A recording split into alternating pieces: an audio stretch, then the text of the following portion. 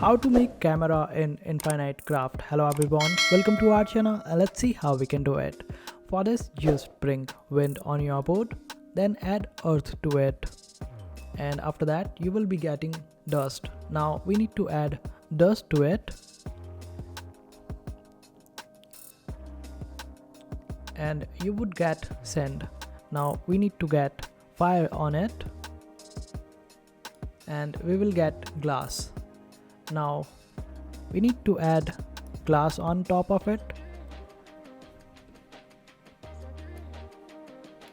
and we will get window.